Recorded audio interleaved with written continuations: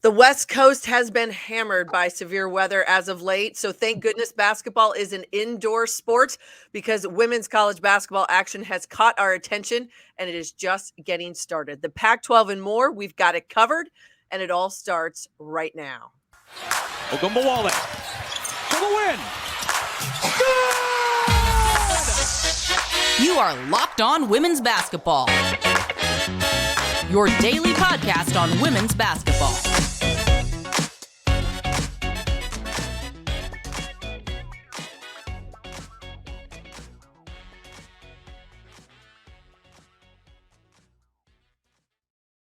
Happy Monday, friends. It is January 23rd, 2023. I am Missy Heidrick, National Women's Basketball Correspondent at The Next. Thank you for making Locked On Women's Basketball your first listen every day. We are free and available wherever you get your podcasts.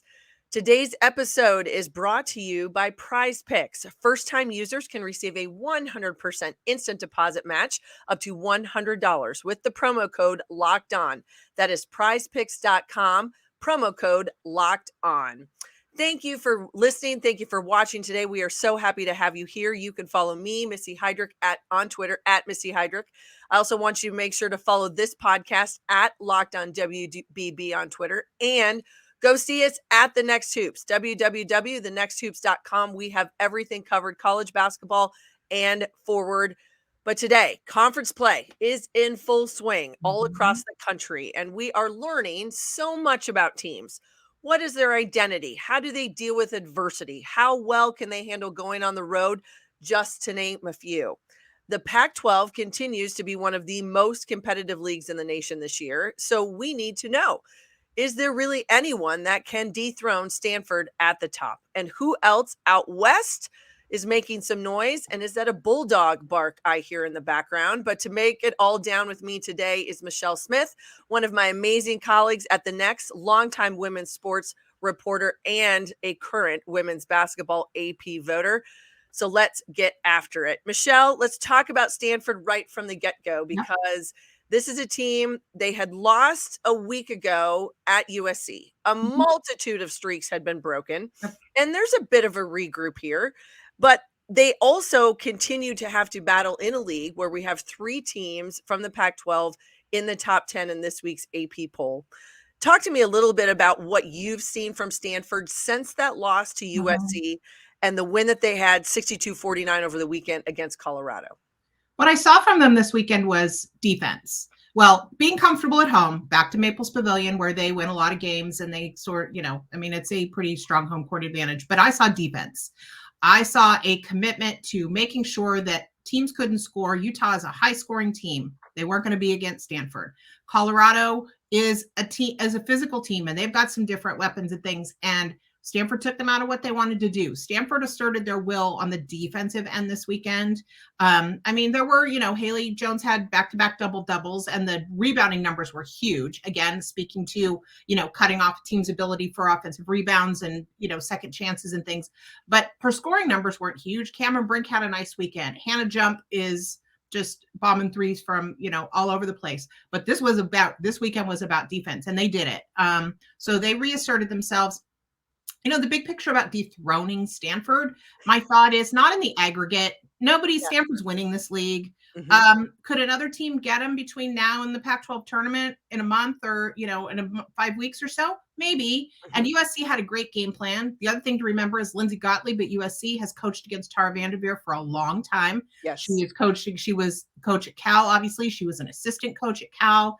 She is a Tara disciple in terms of, that she's modeled the way she approaches scouting teams and taking away your best thing. And that Lindsay's very much wanted to mirror what Tara does, and she's good at it. And so I thought that was a big win for SC.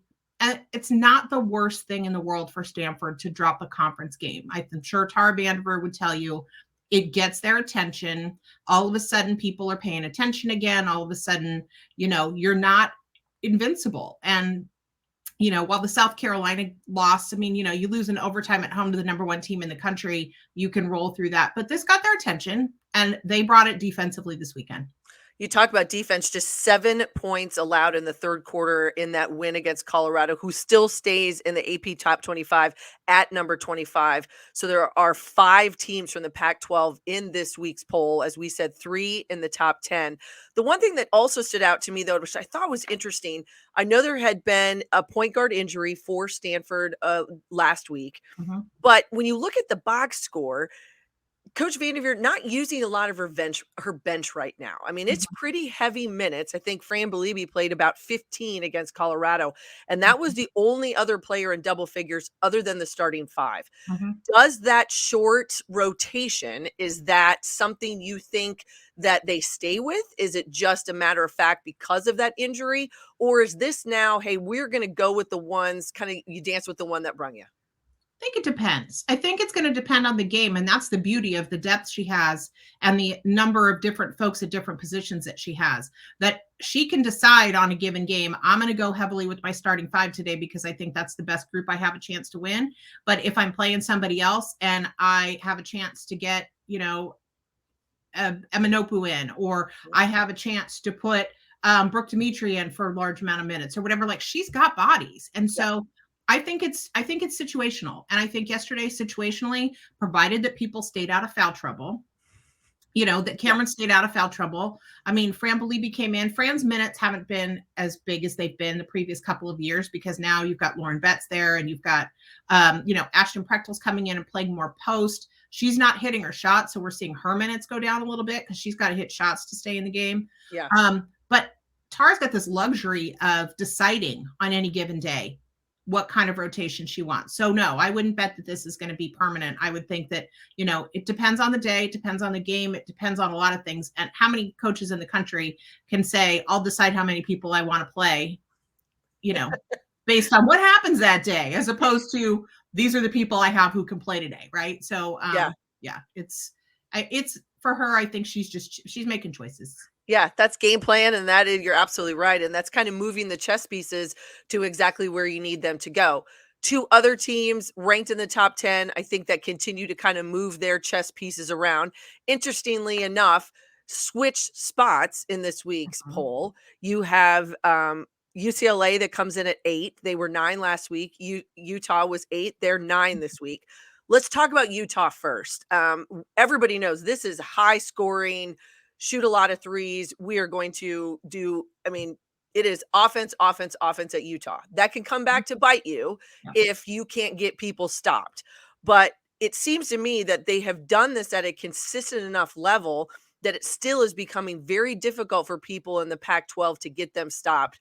What did you think about Utah's week last week? What do they look forward as they go ahead in the next? Well, I think they had the misfortune, frankly, of playing Stanford after a loss to USC. And so Stanford was going to be ultra focused. I think I think Lynn Roberts said, hell hath no fury than tar after a loss, right? Like, so there was a little of that. Like Utah got the kind of the tough end of that. And Stanford really held them down again with a really good defensive effort. And then they went and beat Cal by 25. And Cal's been playing some tough teams tough. Mm-hmm. Cal is waiting not patiently, I'm sure, to get over that hump and get a win that they really, really need. But they're better. They're playing better. They're playing tough teams tough. And Utah handled them. So I think that was the answer to, all right, we lost at Stanford, but we're not going to let that carry over and go underwhelm at Berkeley, right? We're going to come out and we're going to play well. And they did that.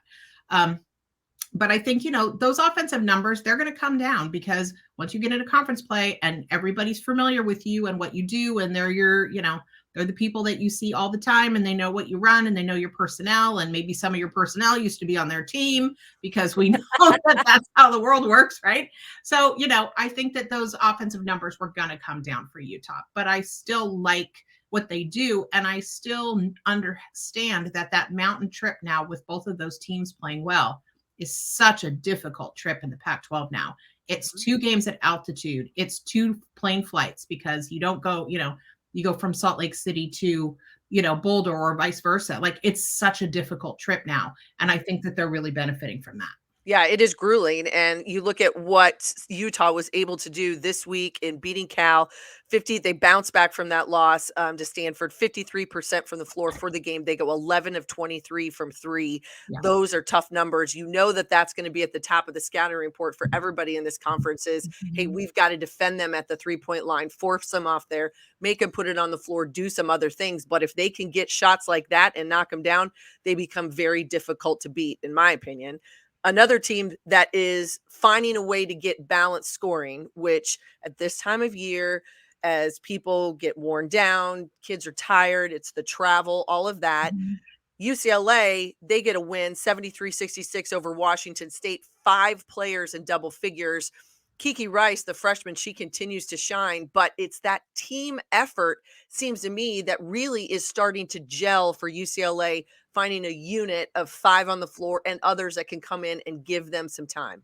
Yeah, they're getting more contributions. They're getting, they've got Izzy Yancey, who can play some minutes now. They've got Lena Sontag, that Corey Close is so high on in terms of her ability, but she's a freshman. She had some injury issues, say that fast, that kept her practice time limited, but she's getting more reps now and it's starting to show up. You got Lennon Jones is hitting threes. You've got Gina Conti she's a 23-year-old senior who waited and watched last year and probably got a lot out of that. We always say, it's very cliche to talk to those who sit on the bench with an injury and talk about what they learned from the bench. But when you're a fifth-year senior and you've seen a lot of basketball and you learn more about how to look at film, how to watch what you're seeing on the floor, to have her running their offense and have her sort of picking up that pace. Like UCLA is playing really well.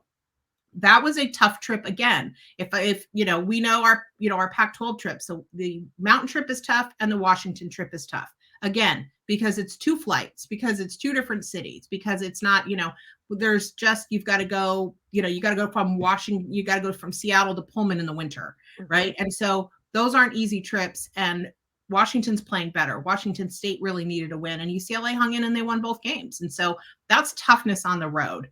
And then they're going to go to the mountain schools next. So bless them. Right. Yeah. I mean, it's, there are no easy weekends in the Pac-12. There's not one. No. And I think that's what makes it one of the most competitive leagues and why we see 5 teams right now ranked in the top 25. Okay. We've talked about Stanford, Utah, UCLA at the top, but who else is hot and who also might not be so hot?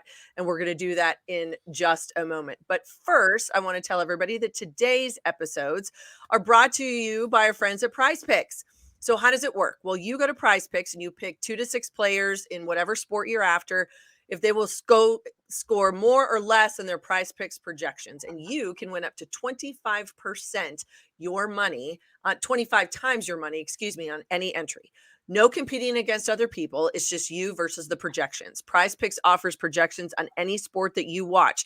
Includes NBA, NFL, NHL, college basketball, women's college basketball, soccer, you name it, they've got it. Entries can be made in 60 seconds or less. It is that easy, safe and fast withdrawals, and it is currently operational in over 30 states and Canada. So download the Prize Picks app and go to prizepicks.com to sign up and play daily fantasy sports. First-time users can receive up to 100% instant deposit match up to $100 with the promo code Locked On. If you deposit $100, Prize Picks will give you $100. If you deposit $50, Prize Picks will give you $50. Don't forget to enter the promo code Locked On at sign up for an instant deposit match up to $100. Hi, everyone. I am Missy Heidrick, and thank you for making Locked On Women's Basketball your first listen today. I am joined by Michelle Smith, longtime women's basketball journalist and current AP voter. Michelle, let's talk a little bit about where everyone else sits in the Pac-12. There's a lot of action. We know this is a stacked conference. Stanford sits at 7-1. There are 3 teams at 6-2. Arizona, UC, and USC sit at 5-3. Oregon at 4-4. They just dropped out of the top 25. What stands out to you as you look at some of these other teams? And I think USC, to me, kind of seems as though they might be finding their groove just a little bit more. You mentioned earlier Lindsey Gottlieb and her experience in the Pac-12 prior at Cal. I think that seems to be so important. But what stands out to you maybe about what USC is doing now that they weren't doing earlier in the year or even a year ago? Yeah, I mean, this is a team with 8 new players, and I think that it takes a little time, if you're talking about earlier in the year, for folks to come together. Katy Sissoko's back on the floor. She missed a few games. She didn't even play in the Stanford game, and she's their leading scorer, and she didn't play in that game, and they won anyway. They are putting it together, right? They're finally bringing this group of newcomers and freshmen and folks together and playing in a really purposeful way, which is Lindsey Gottlieb's hallmark. So, they are 15-4. They win in overtime at Washington. That's a tough win. They win against Washington State. They've got the best 19-game start they've got going since 93-94. And they've got, they're 5-3. This is a team that's going to hang around. I picked them as a dark horse team because I know what a good coach Lindsey is. And I knew that once you start putting those pieces together, once folks get used to playing together, that it comes together really, really quickly. So I think USC's team, nobody wants to play right now. Nobody's going to want to play them in the Pac-12 tournament. And they're building an NCAA resume. And that's, and that isn't something that people necessarily would have expected, but I think they were sort of on that periphery. And I think they're moving from the periphery up into the top half of the conference. And so they're playing really well. And then I want to talk about kind of like the yin and yang here is what's going on at Washington State. Yeah. So, Washington State starts 0-3, and Charlize Ledger-Walker, who's the conference leading scorer, has to fly home to New Zealand from Pullman. Can you imagine trying to get from there to here and back? And so to deal with a family thing, she misses a couple games. They lose them both. They get her back. They win 3 straight. She's gone again this weekend. She had to go back to New Zealand. She's back to be with her family. I'm not sure how long she's going to be gone, but they dropped both the games again this weekend. So my question is, how's the committee going to look at this with a team that is going to be a bubble team? And are they going to look at it as like an injury and she's missing and give them a little more credit? Or is the fact that, they've lost these 4 games, we don't know when she's going to be back. Again, it's a long, long trip from New Zealand to Pullman. Is this going to cost them? And how much is it going to cost them? Could it cost them an NCAA tournament berth being without her for, these 4 games at least and maybe a little bit more? Because she clearly is the offensive, she's the offensive go-to player. You want players ready to step up, but she's a conference leading scorer, and that's not a widget situation. You don't just plug somebody else in and ask them to do that for your team. So I'm concerned about what's going on at Washington State, just in the sense that, I think that, being without her is really costly for them, but is it going to be costly in a month and a half? Well, and I think you're absolutely right, because we can talk about the number of points that a person has. So if she's going to leave this league and scoring, that is a bucket. That is a large amount that you have to figure out a way to replace or get close to. Maybe it's by committee. But I also think that it's just as if with a player that goes out with an injury that misses significant time, it then is how other teams are going to guard you, how other teams are going to play you with that player on the floor or without. Also, some of the intangibles. Is this a person who you're missing that is a great rebounder as well as a scorer? Are they a facilitator? Are they somebody that runs the show and gets 7-8 assists at a time? Are they the do-all person who's going to get you 3 charges and score 20 points? That's hard to necessarily put a quantitative number to. I think you raise an interesting question, because this is part of what we're starting to see in college athletics in general, is a lot of international players coming to the US and playing basketball, playing soccer, volleyball, whatever it is here. And there are going to be those situations. There's going to be those times where they maybe have to leave or aren't available. How does the committee look at that? And when we think about the criteria, net's a big part of that. It's a numbers game, but there are also other criteria that they look at, and where does that fit in? And I think you're right. Washington State, there's no easy games on this schedule. So where and how do they react? Right. And, if they can rally up in the second half, and they can get to 500 in the Pac-12, I think that's good enough if you've got a good overall record to get you serious tournament consideration, or if not into the field, right? But at 3-5, how much longer is she going to be gone? We don't know the answer to that. It's a tough situation for Washington State, because that program is been to the NCAA tournament 2 years in a row, thanks largely to Charlize Letter-Walker. Yes. And they're building, they're trying to build this programmatic momentum, right? As a program, they want to be in the tournament or be in the position to be in the tournament every year. And, this isn't something they saw coming. And so, they're going to have to deal with the consequences of this, whatever it is. And in the short term, it's not being able to win games without her. Yeah. And trying to find an answer and figure out what that looks like. That sometimes just comes down to practice and preparation. And as you said, some other people have to step up. Who is that going to be for Washington State?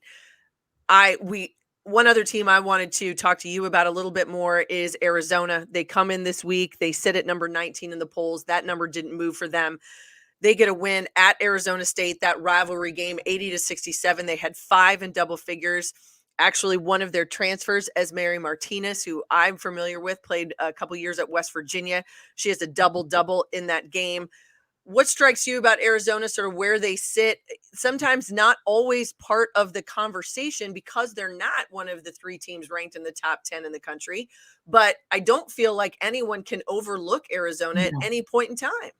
Well, I mean, they've got right now the best home court in the conference, right? Mikhail Adia has done a ridiculous job of marketing that team and doing a lot of that work herself and getting that place full. And they're super passionate about it. And they want to see the women's team do well.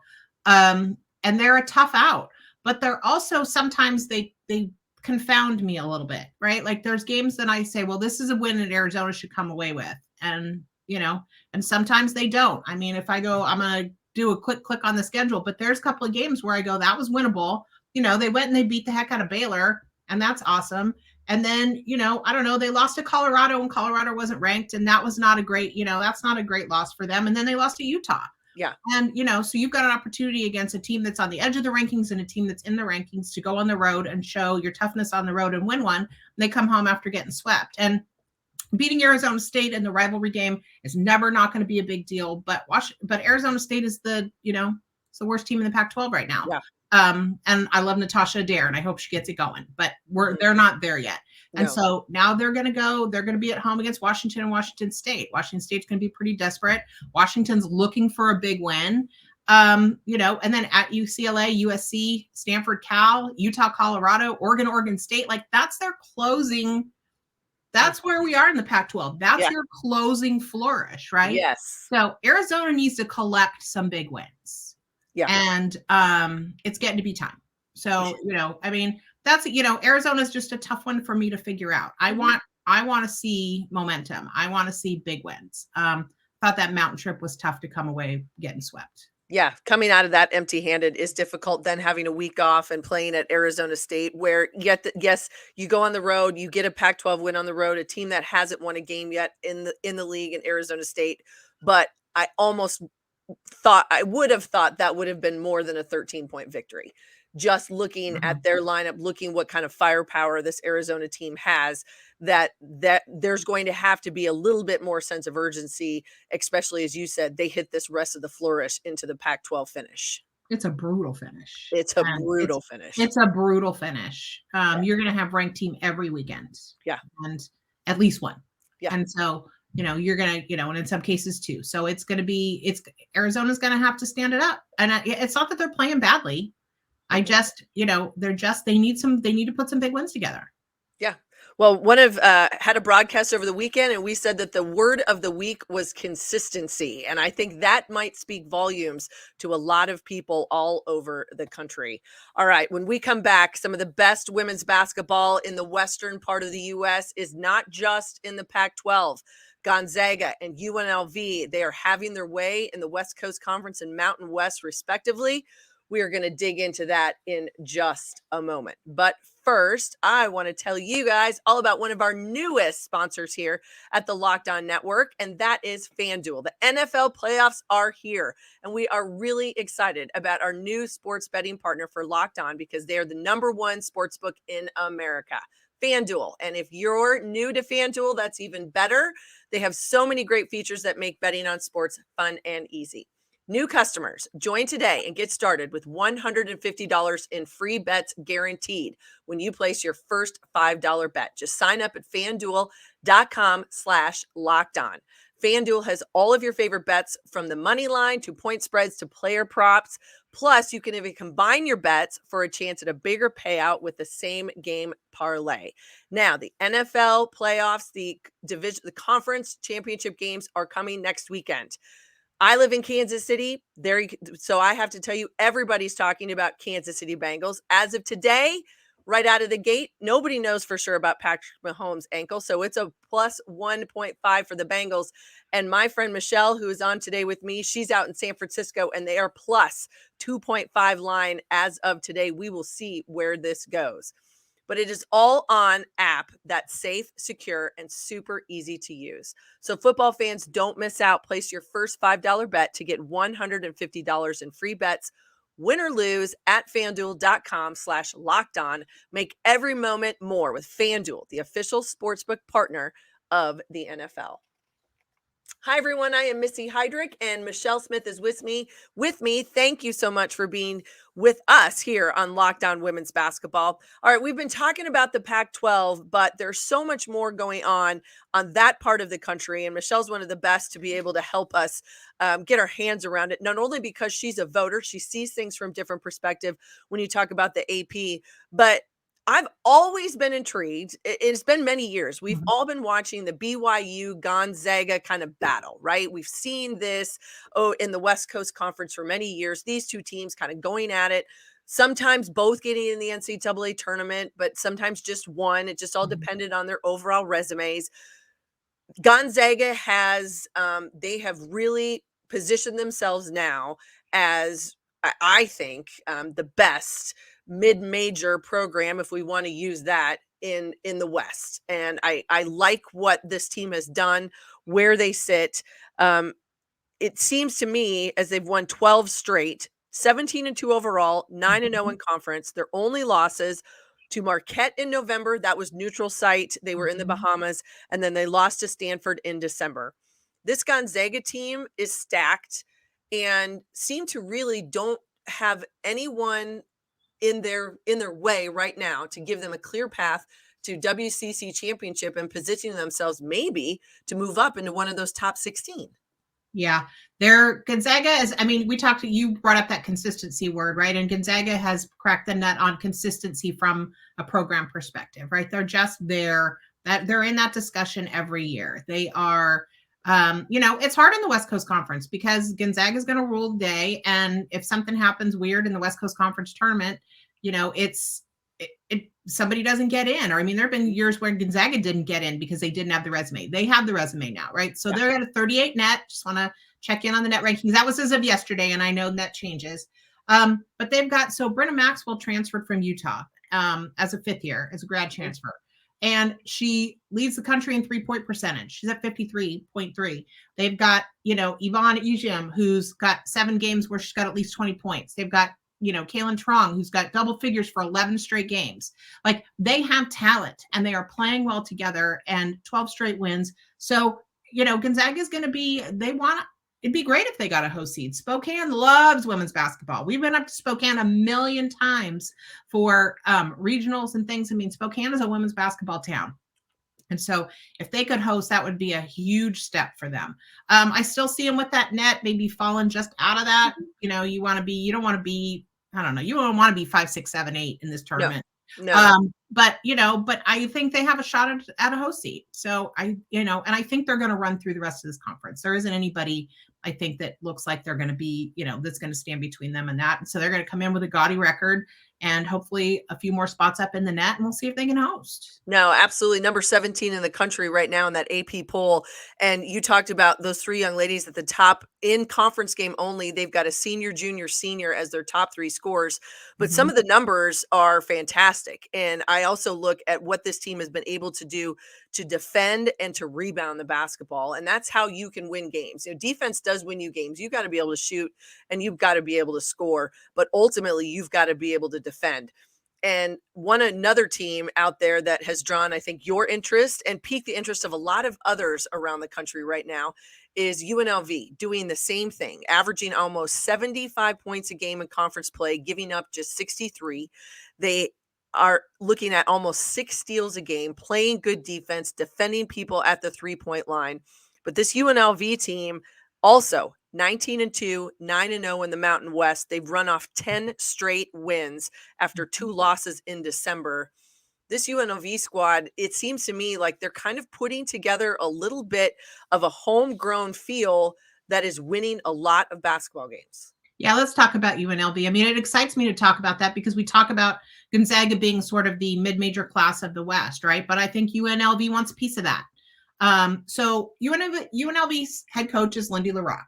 Lindy LaRocque played at Stanford for Tara. Lindy LaRocque's reputation at Stanford as a player was scrappy, on the floor. I mean, you know, you can go back and you can Google it, but, you know, making a pass while laying on her back on the floor in a rivalry game against Cal was like, I mean, like Lindy LaRocque has like, you know, Stanford cred, Stanford hustle. She coached on Tara's staff, and then she moved over, and Vegas is her hometown. Yeah. And her dad is a well-established basketball coach in Las Vegas. And so she's got this sort of hometown story. She's recruited some hometown kids. Lindy had a baby in November, and she was back with the team 8 days later, not advocating, just saying this is she's a gamer. Yeah.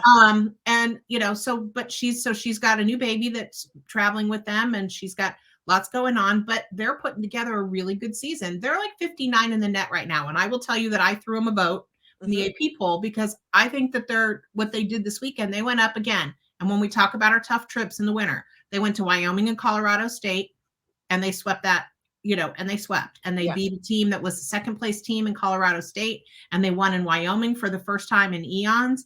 And, you know, so they're really, really putting it together. That team went to the NCAA tournament last year. They played at Arizona.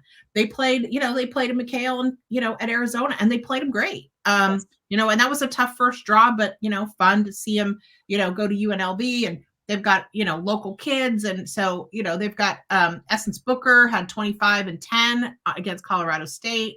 You know, Desiree Young she had 11 and 12 against Colorado State. I mean, I'm pulling up yesterday's numbers, but she's got a couple of good players to build around in this really sort of local vibe. It goes a long way in getting that community really excited about women's basketball too. And, you know, when you've got a homegrown coach, homegrown kids, and a team that's suddenly playing really well. And by the way, you host your conference tournament in your hometown. Yes. That doesn't hurt. So, No. you know, I like what's going on at UNLV a lot. Yeah, it's hard not to. And I think more people are taking notice. As you said, you gave them a vote in your polls. As the numbers play out, they do receive one vote in this week's AP Top 25, which I think is absolutely deserving. And that really is when the one thing that strikes me about this, and it doesn't happen that much anymore, but with Coach LaRocque and the fact that she is a Las Vegas native, that she played high school ball there's a talent pool in that part of the country, and she's tapping into it.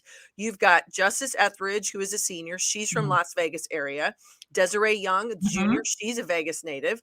Essence Booker is a transfer from Ball State. So you're using a little bit of portal with what I've got just in my backyard. And that makes a big difference. And if I was part of the Mountain West, you know, no one has been able to knock them off yet. They are 9-0. I don't think I would be real excited. I mean, Vegas is a fun place to go, but knowing what that crowd could be like and generating that excitement, that Mountain West tournament becomes a really, really difficult task for everybody else because it's going to feel like a home court advantage for UNLV. Yeah. And I think you're watching it build, right? So 2 years ago, this is Lindy's third year. So 3 years ago, honestly, her claim to fame was that she took Stanford in and they had basically let them use all their facilities during that COVID run, the year that Stanford won the national championship. When Stanford spent 9 weeks on the road or whatever, they spent a lot of that time in Las Vegas using facilities at UNLV because Lindy, you know, opened the door for Stanford, had them come in. They played them at one point, whatever. And then next year they go to the tournament. The second year she's there, she go to the tournament. This year they're in a position to win the conference and go to the tournament. Like she's building something in a spot where, you know, I think it could be, you know, I just think the community will love it. And I love to see basketball get better in places that are waiting for it, that have an appetite for it. And, you know, and I think Las Vegas is going to be a place, you know, that's the Aces, you know, they've got the Las Vegas Aces. There's a burgeoning women's basketball community, I think, in Las Vegas, and what Lindy's doing at UNLV is, you know, perfectly timed.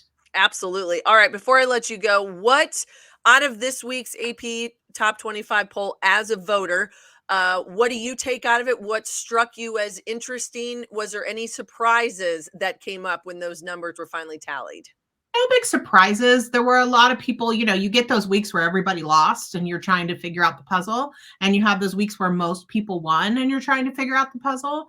And this week, I didn't find too much of a puzzle. I'm still trying to figure out where to put LSU. Angel Reese is playing amazing basketball, but I'm still a little bit trying to figure out where to put LSU. I moved Stanford back up. I gave them their 2 spot back. I did in my poll this week because they beat 2 ranked teams this weekend. And I thought that, I'm not thought that they being penalized for 1 loss against USC, albeit unranked. I'm watching who's receiving votes. I'm watching SC get 22 votes. And so I think that they're, with another good weekend, they're this close to being in the poll. Right. Watching Oregon drop out, because Oregon State and Oregon, that's a tough loss for them. They need to find their consistency at 4-4. But just kind of keeping an eye on what's going on in that top 10. But it just seems to be a lot of shifting at this point. Yeah, I think you're absolutely right. And a couple first timers back into the poll. Florida State in at 24, the first time since 2021 out of the ACC, and Middle Tennessee State sits at 16-2 right now. Their first time in 9 years they are back in the AP Top 25 poll. You like to see that. I think it talks about parity. It talks about competitiveness. Yep. And sometimes those are the people that you do not want to see in your bracket come March. Yes, indeed. All right. Michelle Smith, where does everybody find you? And of course, I need your prediction for the 49ers game coming up this weekend. Oh boy.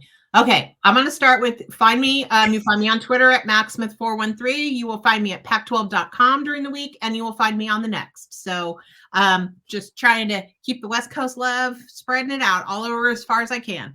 All right. Football. I think it's going to be a tough game. I think the Niners are going to win. Yeah. And that's, and I'm not a big homer. I'm a sports writer. The homerism hopefully gets crushed out of you a little bit, but I think the Niners are going to win this game. Yeah, well, Brock Purdy is a fantastic story, and I think we are going to have an awesome display of quarterbacks over the course of those 2 games, and it makes the Super Bowl, whoever gets there, even more fun. So I know everyone will be looking forward to it. Michelle, thank you so much.